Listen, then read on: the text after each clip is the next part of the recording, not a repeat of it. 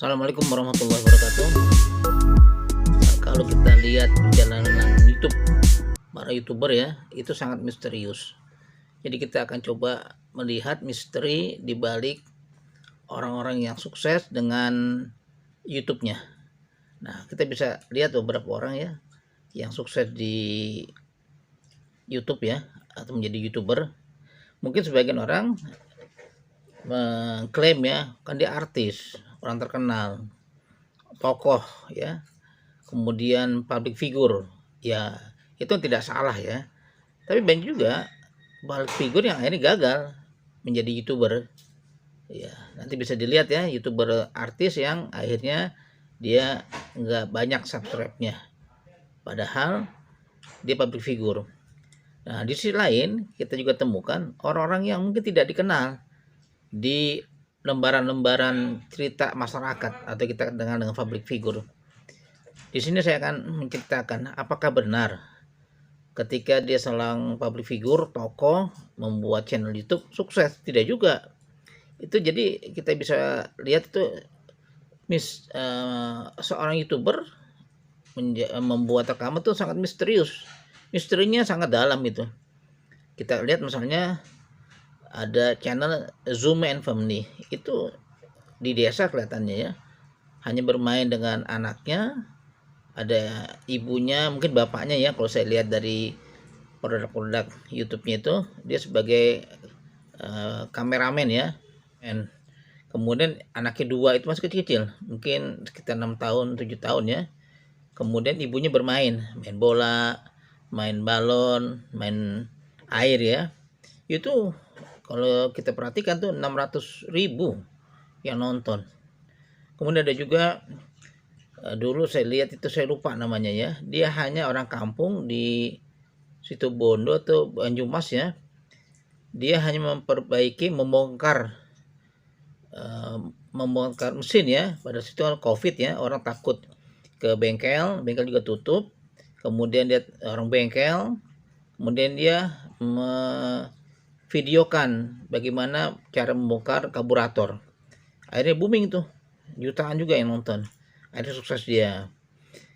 Dan sekarang lihat si Bedil ya, dia kerjaannya orang kampung juga, hanya ada bawa senjata, bukan senjata apa, mesin ya, bukan senjata api ya, bukan senjata api, apa namanya itu ya, senjata mimis lah ya, yang pakai mimis kecil tuh.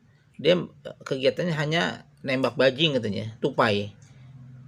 Dia peragakan tuh bagaimana dia meneropong, kemudian jatuh tupainya, kemudian dilihat ini dapat tupai 1 atau 2. Kemudian saya lihat juga yang cukup saya sering perhatikan, namanya Gondong Labanan.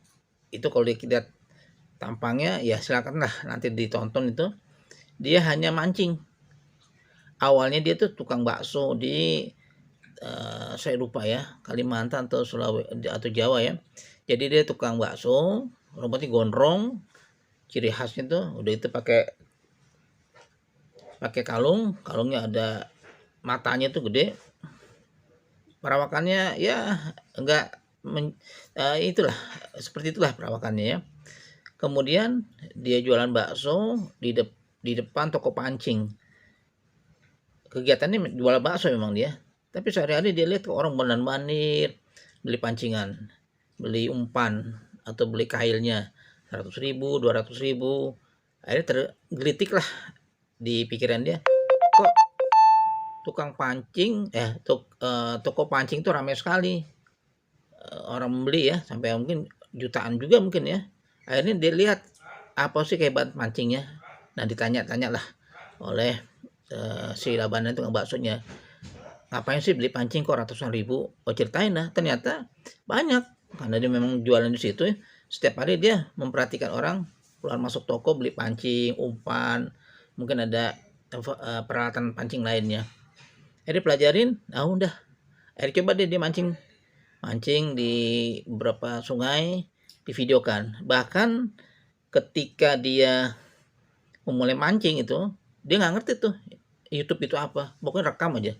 Bahkan yang saya lihat juga beberapa videonya, ketika dia seorang diri mancing, dia cari batang kayu, kemudian dibuatlah kayak gini, jepitin tuh di kameranya jepit, nah baru dia di play ya atau recording. Udah dilihat seperti itu. Mulailah dia belajar. Akhirnya di tempat lain dia mungkin ajak kawannya suruh video ya apa adanya kan, karena baru proses belajar. Kemudian anak-anak kampung mancing sama dia di videoin, dia dapat ikan. Suatu saat ada yang satu yang viral tuh. Itu sampai ratusan ribu juta. Nah, disitulah naik terus saja. Nah, itulah yang saya bisa jelaskan ya. Ternyata memang untuk kaya dengan YouTuber itu misterius. Termasuk juga kawan saya. Dia usianya sekarang udah 61 ya atau 62, namanya Yudi Pramuko, channelnya Yudi Pramuko. Bisa juga diklik di channelnya Pesantren Ojo Lali.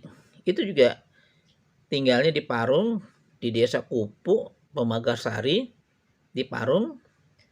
Akhirnya dengan dia mendokumentasikan anak kecil pengajian di rumah dia, sampai akhirnya dia dipercayakan, dikasih tanah ya, 3 petak itu, 3 bidang wakaf. Kemudian satu lagi dia belilah tanah dekat rumah dia itu ukuran 300 meter, harganya 750. 400 meter harganya 300, 400 meter harganya 750.000 per meter, sekitar 300 juta.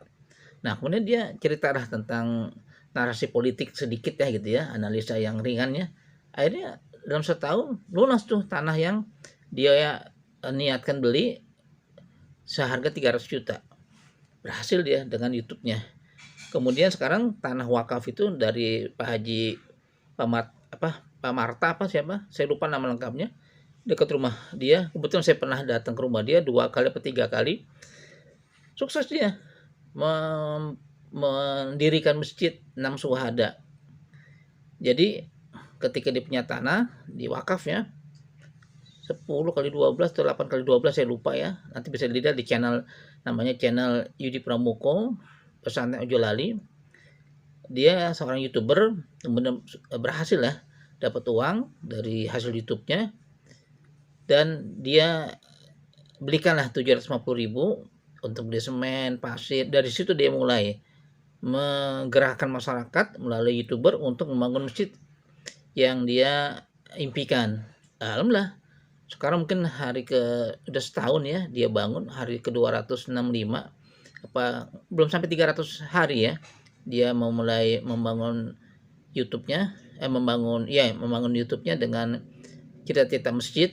Sekarang udah ada keramik dibantu oleh penonton YouTube. Kemudian ada penyumbang itu dapat semen 200 sak, dapat genteng bekas katanya tapi masih bagus gentengnya, 3.000 genteng, kemudian semua lainnya. Akhirnya mengalir terus. Nah, itulah yang saya mau memberikan semangat ya pada pemula, termasuk saya juga lah ya. Saya belum banyak, baru 2.600 subscribe saya, bahwa menjadi YouTuber itu sangat misterius. Sukses atau tidak belum tentu. Dia seorang public figure sukses, pengusaha, tokoh politik, ekonomi berhasil. Tetapi ada juga di sisi lain orang yang tanda petik tidak sekolah, tidak punya pendidikan, mungkin handphone masih kredit, kemudian nggak ngerti ngedit, tapi dia belajar terus, akhirnya sukses dia.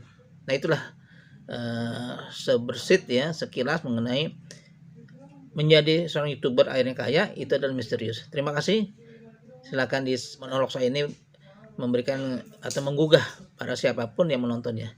Dan saksikan channel baru saya yang saya beri namanya channel Sudut Jakarta. Saya akan meliput sudut-sudut Jakarta yang mungkin tidak pernah diliput oleh siapapun, karena itu sangat baik untuk kita melihat perkembangan Jakarta. Terima kasih. Assalamualaikum warahmatullahi wabarakatuh.